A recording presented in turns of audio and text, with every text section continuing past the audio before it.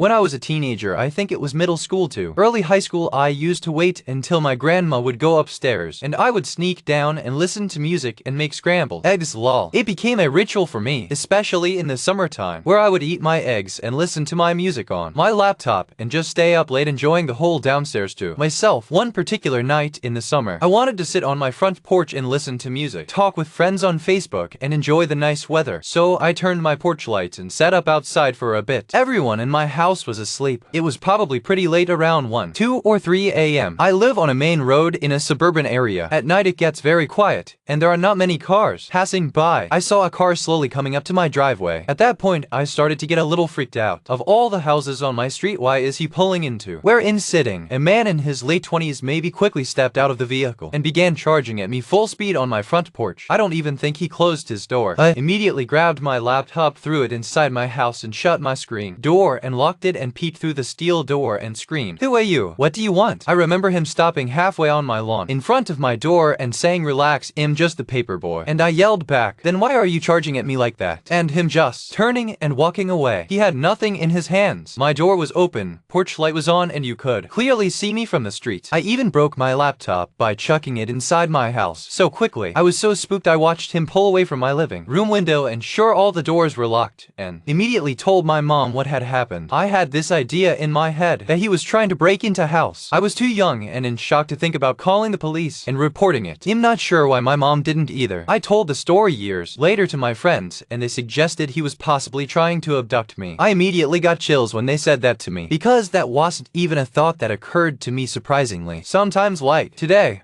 I'll remember the story and get curious if he ever did that again to another kid, or was ever caught for attempted kidnappings or potential break-ins, and I'll deep dive into looking for cases. I have never found anything from around that time. I'm 28 now, and that was probably the closest I've been to being kidnapped. I don't believe he had good intentions, and I don't believe he was really a paperboy.